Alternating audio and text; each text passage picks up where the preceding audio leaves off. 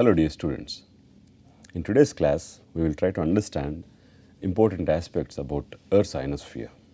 So in our discussions of the introduction to Earth's atmosphere, we have seen the temperature structure of the Earth's atmosphere, where we have categorized the atmospheric layers into 4 different regions based on the temperature.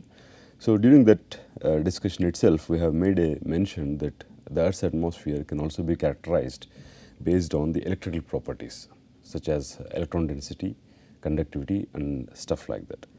So in today's class, we will try to see how different is the Earth's ionosphere, what are the physical and chemical processes that will be dominant in the Earth's ionosphere, what is the physical reason for the existence of electrons and ions in the ionosphere, and why should it be called as ionosphere, and so many important things concerning the ionosphere. Now, most importantly, let's say if you want to understand the basic definition of ionosphere, let's say. So, what is ionosphere? Ionosphere can be defined or can be precisely, let's say, given the definition saying that it is the region of Earth's atmosphere where the electrons and ions are present in sufficiently large numbers to be able to influence the radio wave communication. So, Earth's ionosphere, the sole purpose of Earth's ionosphere is that it acts as a reflecting layer, allowing propagation of radio wave signals or communication using radio wave signals beyond line of sight. So, what generally happens is, since the Earth is curved, so in this picture what has been shown is that the Earth's ionosphere has the ability to reflect radio waves. So, the ability to reflect a radio wave generally depends on the refractive index of the medium. If there is an incoming incident radiation, the refractive index of the medium will decide whether the wave should be allowed to propagate or the wave should be reflected.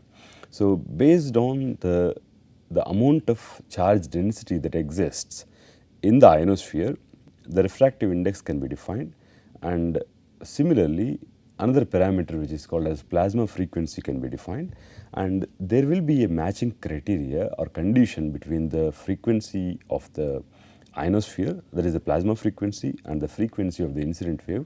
If it matches a particular condition, we will realize that this particular radio wave will be reflected.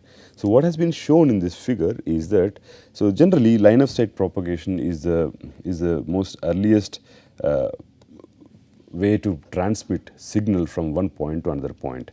So, what has been seen is that the wavelength, so for achieving line of sight propagation, if you have two let us say two antennas, one is transmitter and another receiver.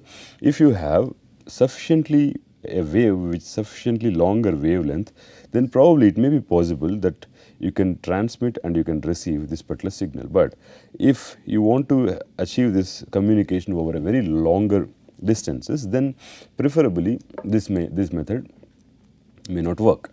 So, then it has been realized after some in the very beginning that there was communication which was possible beyond line of sight. So, this was using the ionosphere. So, people realized there is a conducting layer in the sky which kind of acts as a mirror and which reflects the incoming radio waves and allows line of propagation of signal or communication beyond the line of sight.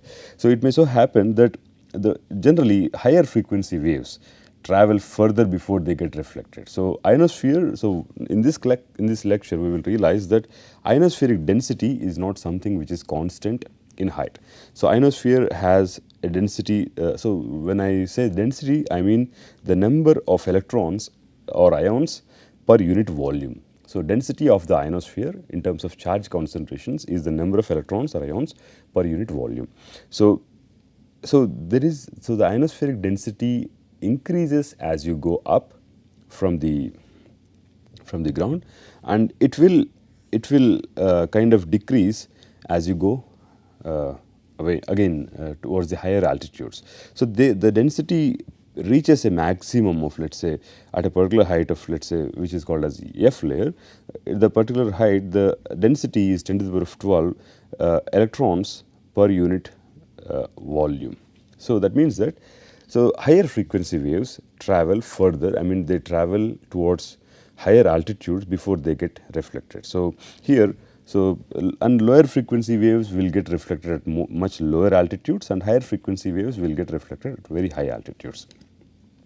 So this is the basic idea, and very high frequency waves will pass right through the ionosphere. So ionosphere will not be able to influence these very high frequency waves. So essentially, so what is the role of ionosphere is that the role of ionosphere is to reflect radio wave propagation that is happening from the earth, and it will only be able to reflect radio waves up to a certain frequency.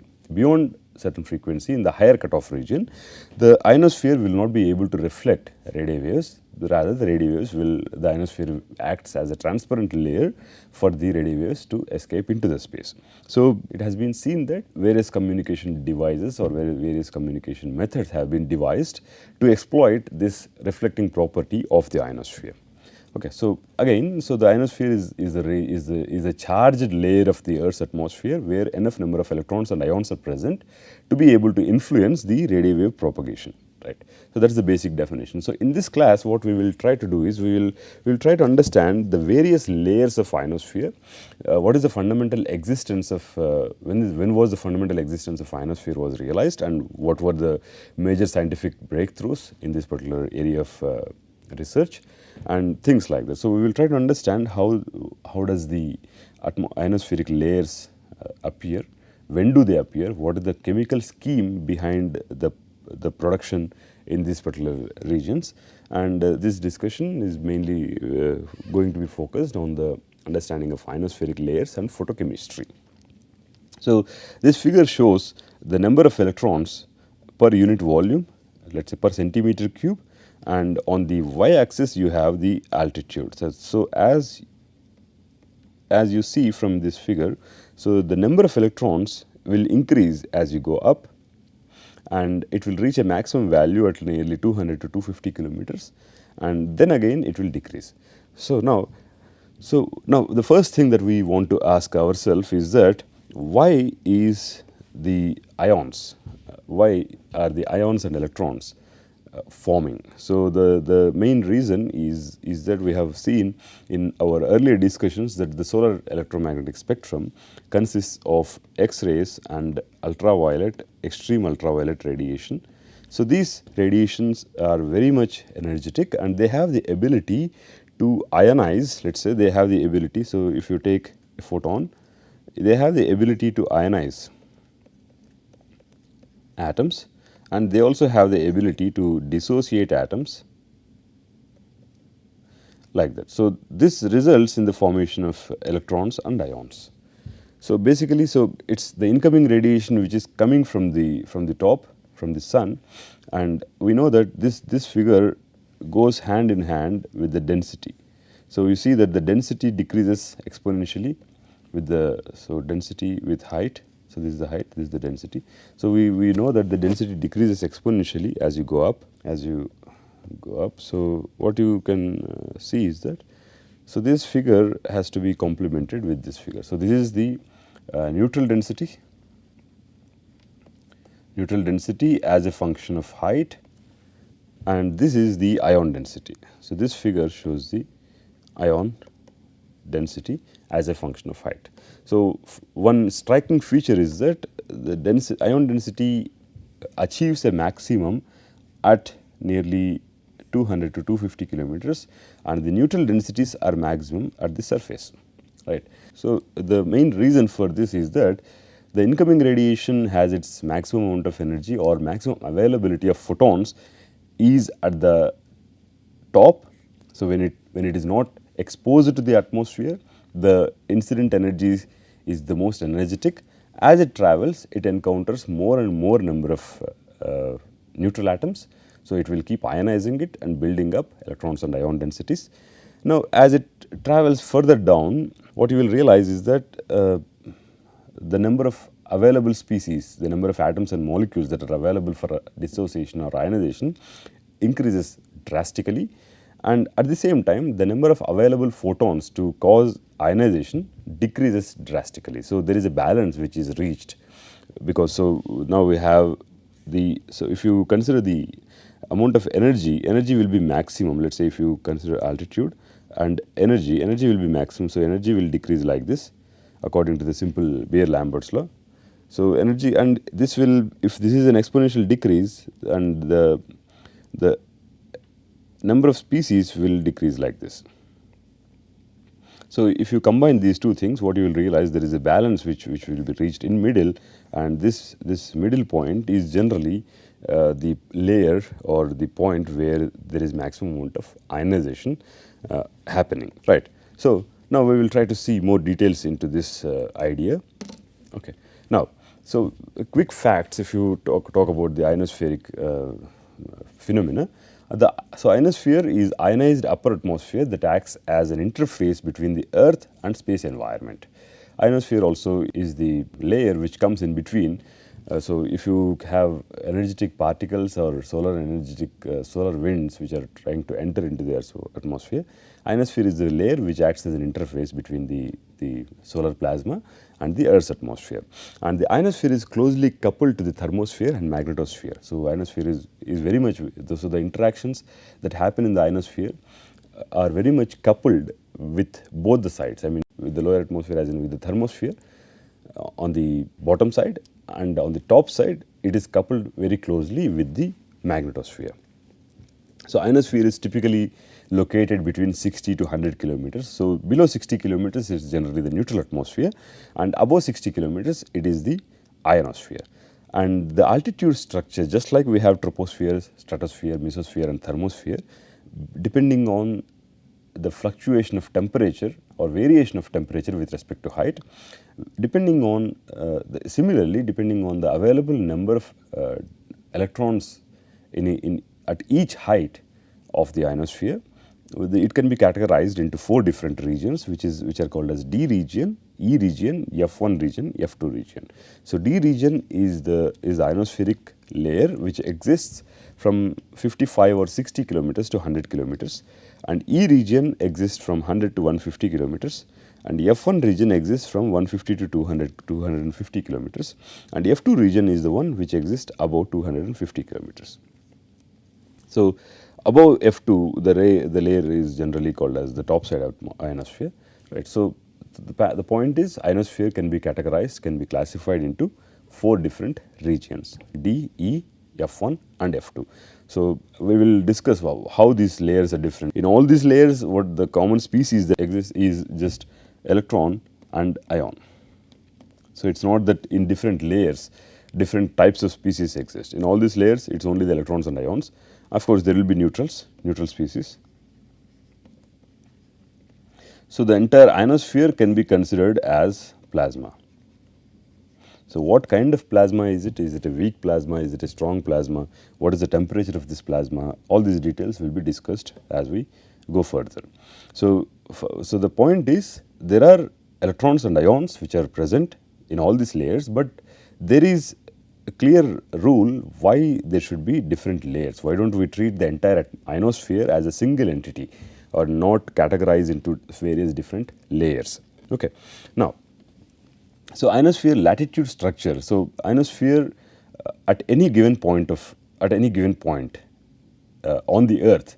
So any given point has to be defined with respect to latitude, longitude, and these are the main parameters which will define or which will identify any point on the atmosphere, on the Earth, right. So the ionospheric structure varies with latitude. Latitude structure is defined by processes that occur due to solar UV effects, Earth's magnetic field, solar wind, interplanetary magnetic field and geomagnetic storms and interactions. Let's say, for example, if we want to understand more about this, let's say if you consider the Earth, this is the equator. So what I am trying to say is, any point on this Earth has a latitude and longitude. So latitude will vary from 0 to plus minus 90, and longitude will vary from 0 to 360, right. Now, the ionospheric densities the overall structure of the ionosphere, that means having distinctly layers of D, E, F1 and F2. So these four different layers, of course, they are distinct in the sense that they have variously clearly defined parameters. How we're going to call it as D layer, E layer, F1 layer, and F2 layer. So they will have, but the variation will be in terms of the number densities will hugely depend on, let's say, on the position. Let's say, for example, the equatorial region receives maximum amount of solar energy. So it's natural to expect that electron densities or the ionization, degree of ionization or the amount of ionization that happens in the equatorial region will be very large. It's natural to expect. Then there are other physical processes which will make electron density available in a different concentration. Then let's say, for example, the other type of variation would be generally daytime the electron densities will be larger, and during the night time the electron densities will be smaller. Then at the poles, let's say if you take a point here, the electron densities will also depend not just on the solar radiation spectrum, rather it will also depend on the amount of energetic particles that are trying to precipitate into these regions. That means, so the latitudinal structure of the ionosphere not just depends on the solar electromagnetic spectrum, it also depends on several other parameters such as solar wind, the direction of interplanetary magnetic field and geomagnetic storms, so many things. Okay. So now, so the upper boundary of the ionosphere is the beginning of the plasmasphere, and where generally hydrogen, being the lightest species, will escape into these altitudes and becomes available in the plasmasphere. So this is the basic nature of the continuity equation. We will discuss more on this later. Okay, so ionospheric studies, if you just look into the background, I mean, how does this ionosphere came into existence, or when did people realize that there is an ionosphere which is existing in the sky? So the radiation from the sun, so generally what happens, the radiation from the sun at short wavelength, that is X-rays, ultraviolet and UV, extreme ultraviolet radiation, causes photoionization of atmosphere, resulting in partially ionized region called as the ionosphere. So this is not completely ionized. So there are majority of the species will be neutrals, there will be electrons and there will be ions.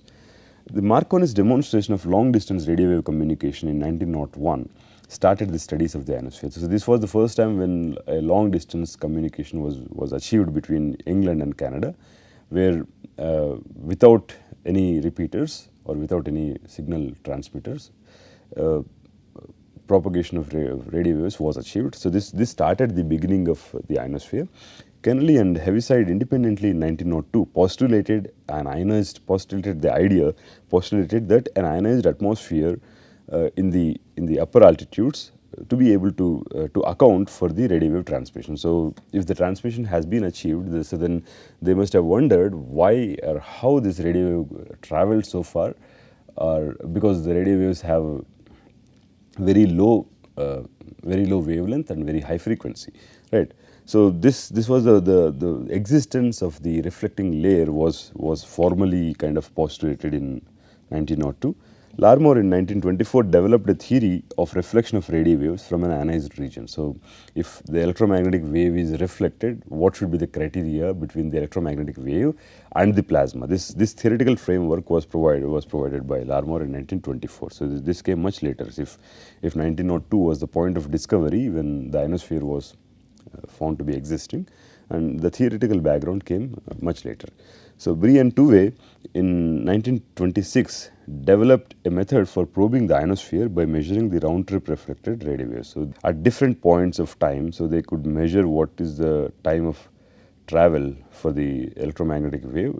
Depending on the time, they could calculate the height of this particular reflecting layer, and this height of the reflecting layer, like I said before, will depend on the frequency of the wave. So different frequencies were found to be traveling at different intervals of time, indicating that the criteria for the reflectance was matching at different heights rather at the same height. So all this information was also very important to understand the vertical structure of the ionosphere. So the extent of ionosphere, so how far does it stretch? So there are electrons and ions at all altitudes in the ionosphere, in the atmosphere. It's not that only it stops somewhere. But below about 60 kilometers, the charged particles do not play any important role in determining the chemical and physical properties of the atmosphere. So we don't generally deal, or we don't generally talk about the electron and ion density that exists below 60 kilometers, because they are very, very low in number, and so they will not be able to contribute or participate in any of the physical or chemical processes that may happen.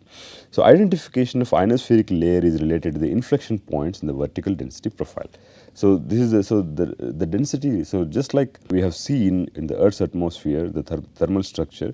So these were called as the turning points, where the temperature structure, or where the temperature structure changed its path and was behaving in a different way, right? So these are the turning points that we generally call, or we can call these are the points where the slope changes, the sign. So depending on this, so we call this as a layer, this as a layer, this as a layer, like this, right? So this is the troposphere, this is the stratosphere, this is the mesosphere, and this is the thermosphere. So just like that, so the profile does look like a single, let's say Gaussian or something like that, like this. But in this, there are small inflection points which will, so let's say for example, this point that you see, this point that you see, this point that you see, this point.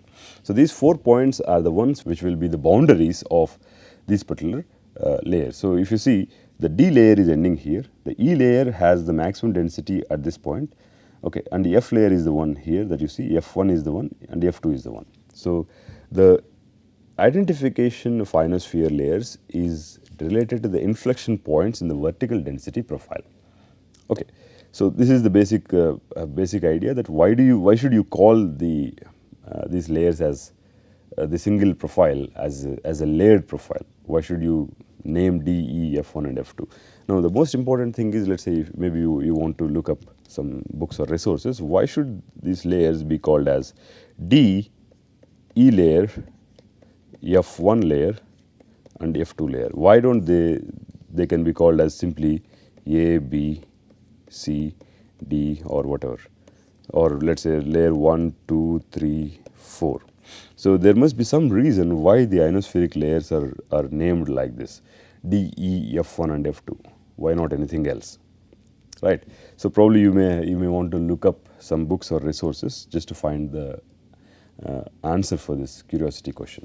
Okay, now what are the numbers pertaining to these different layers? So like I said, there are 4 layers. D layer is the bottommost layer, E layer is the layer in between, F1 and F2 are generally the same layer, F layer, but it is for a reason it is called as F1 and F2. So if for example, if you so here there is one more thing that I have to mention here. So during this density profile is what you generally see during the daytime.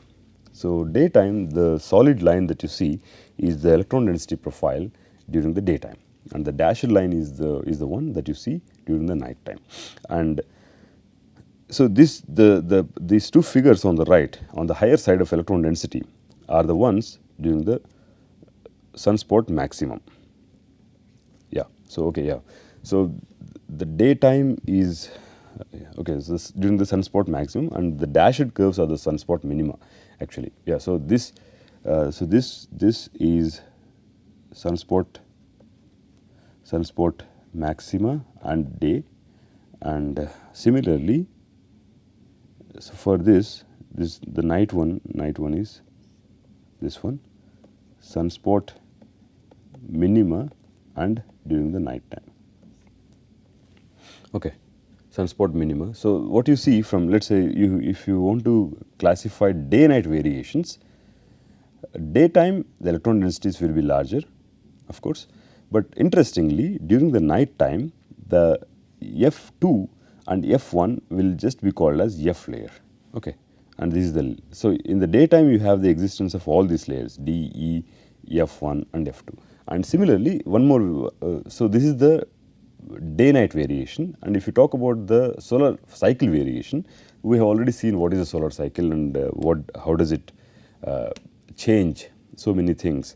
So, solar cycle generally solar cycle maxima is the time when you expect more amount of energy from the sun, and as a result during the solar maxima the amount of degree of ionization is also large, as you see here, right. So, this is the main aspect of ionosphere. Now, coming back, so you have 4 different layers D, E, F1 and F2. The altitudes already 60 to 90 kilometers is the D layer, 90 to 140 is the E layer, F1 is 140 to 200 and 200 to 500 or 600 kilometers is the F2 region. So, this is the peak. So, within a layer, so what is the point where maximum amount of electron density can be found is called as the peak, and the pertaining density is generally, so the D layer will have a typical density of 10 to the power of 8 to 10 to the power of 10 per meter cube. So, this is electrons. So, in the ionosphere we always assume that the number of electrons are equal in number to the number of ions. So, the charge concentration is 10 to the power of 8 to 10 to the power of 10 per meter cube electrons / ions.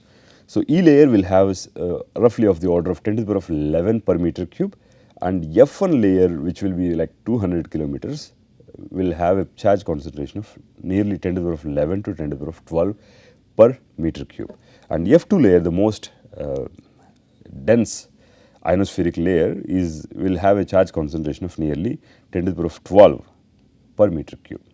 Okay. So, the electron density profile does not look the same at all altitudes. So, there is a clear variation at every altitude. Okay. So, if you look at the diurnal and solar cycle variations, diurnal variations are with the day. During the day, with the time, how does anything change? So, what you will be able to observe is that the electron density is larger during the day and lower during the night. And in general, the densities are larger during solar maximum and they are not minimum, they are lesser during the solar minimum. And D layer and F1 layer will disappear during the night time. So, D layer, that is why you do not see a D layer here. So, D layer will not be there here, right, and F1 layer will not be seen. So, in the daytime, it will be D, E, F1 and F2, and in the night time it will be E and F2, or we generally call it as E layer and F layer. So, the top side of the ionosphere merges into the magnetosphere. So, the top side of ionosphere extends or merges into magnetosphere. Okay. Now, so if you see, so obviously if there are incident energy is causing ionization, it should be able to create electrons and ions. But generally what you see at different heights of the ionosphere, the major charge concentrations are, or all heights it is electron of course, but at different heights it will be different ion species which will exist, because this is due to the availability of these particular species for ionization to happen. So, at lower altitudes the major ions are O2 plus and NO plus, O2 plus and NO plus. So, at lower altitudes, so this is the one, and near the F2 peak it changes to O plus. So, F2 peak is generally in this region. So, F2 peak is this entire F2 peak is this region, 250 or 300 kilometers, and the top side of the ionosphere is generally hydrogen dominated. So, this is the top side. So, if you go here, so it is also called as the protonosphere or something. Okay. So, what I wanted to say is that as you go vertically up from the ground, the electron density is, the negative charge species is always electrons, but the positive charge species could be O plus, O2 plus, could be O plus, O2 plus, NO plus and H plus. So, this is equal in all of this combined will be equal in number with an electron density. Okay. Right. So, now so for practical purposes the ionosphere can be thought of as quasi neutral, which means that the net charge density is practically 0 in each volume element with enough number of particles. So, if you take the ionosphere as a whole, electron density is equal to the ion density. That means overall charge neutrality, overall charge polarity is neutral.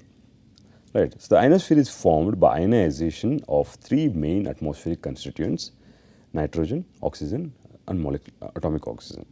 So, this is, I mean, we already know that these are the primary chemical species that we see in atmosphere. So, these species have to be ionized to be able to release electrons. The primary ionization mechanism is the photoionization of by extreme ultraviolet radiation and X radiation. So, you always remember this, these are the main X rays and extreme ultraviolet rays. So, these are the main wavelengths which will produce maximum amount of energy. So, extreme ultraviolet is 10 to 100 nanometers and X rays probably can be 0.1 to 10 nanometers. Okay. In some areas, the ionization by particle precipitation is also important. That means in the polar region. So, this happens in the polar regions. So, polar regions are the ones which will allow extremely energetic particles to be precipitated into the Earth's atmosphere. So, when these particles come, obviously they have a lot of energy and they will ionize electrons and they will ionize atoms to release electrons. So, in addition to extreme ultraviolet and X radiation, ionization may also happen with extremely energetic particles. The ionization process is followed by a series of chemical reactions which produce other ions. So, it is not just it's not a single step process, rather very lengthy or very long cycles of processes exist for various species to be able to account the observed or seen electron density with respect to height. So, once the electrons and ions are formed, so let us say for example, atomic oxygen releases an electron. So, this happens during the daytime when there is available photon. So, what happens is that, so once they are released, they need not stay as electrons, they need not stay as free electron and ion. So, generally what happens, immediately they will recombine. So, they will recombine and just give you back the oxygen, that is it. So, so during the daytime electron ionization happens, and during this time is electrons and ions are released, and immediately depending on the lifetime of a particular reaction and the concentration of the participating chemical species, they will immediately recombine, giving you back the neutral species. So, this process is called as the recombination. Ionization leads to the formation of recombination. So, ionization or photoionization to be more precise. So, let us say photoionization leads to the formation or existence of ionosphere, and recombination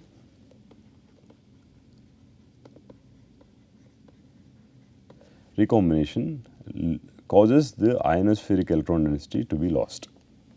Okay, so, these two processes are the ones which will control the strength of ionosphere at any given point of time, how much amount of photoionization is happening and how much amount of recombination is happening. So, if they do not balance, you will see that there is still available electron density. So, it is very, I mean, it is a clear example that is very easy to understand. So, if you say that electron density is created by the solar energy, it is of course. Then once the day passes, and if that particular part of the earth enters into the night side, there is no reason for electrons to be created again, electron to be ionization to be happening again. So, that time all the electrons and ions should recombine eventually, leaving you neutral atmosphere, but that does not happen. So, various other things come into picture. We will see how the electron density is retained during the night time as well, not just during the daytime, but also during the night time, right. So, if you look at this, the basic temperature structure of the atmosphere, we have seen this earlier. So, what you see the various layers of atmosphere. So, this is how the temperature structure looks like. So, this combines, so this figure has to be brought closer to understand how the ionospheric regions will be identified or tagged with respect to the neutral species. So, this figure shows the electron density.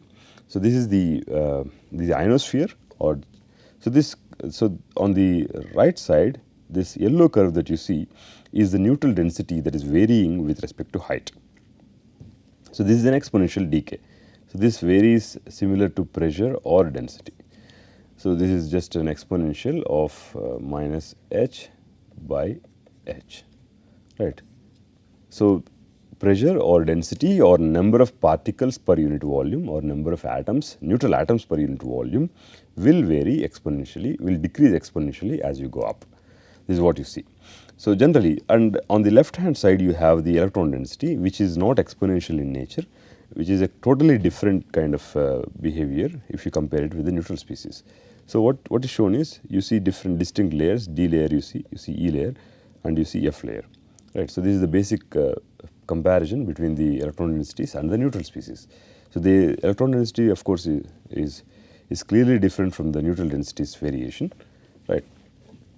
And during the solar maximum and minimum, what will happen is solar minimum will have the neutral species will decay much faster, and at the same time solar maximum will have more amount of ionization available at any given height. So, this is the basic way in which solar cycle variations are induced into the neutral atmosphere as well as in the charged or ionosphere. Okay. And if you consider the day night variations during the daytime, the electron densities are highest and you have the existence of all the D layer, E layer, F1 layer and F2 layer, and during the night time the D layer does not appear, it is only the E layer and F layer, right. So, this is something about the basic structure of the Earth's atmosphere. So, the basic structure of the ionosphere, how does the ionosphere form, what are the salient features of ionosphere, I mean why should this be called as ionosphere and what purpose does it serve, and when was the discovery about ionosphere made and how was the discovery made, and how do you identify various different regions of Earth's ionosphere, things like that. We will continue this discussion with more details about various chemical schemes that are in place in ionosphere to account for the observed or for the available density of charged species in the ionosphere. Okay, yeah.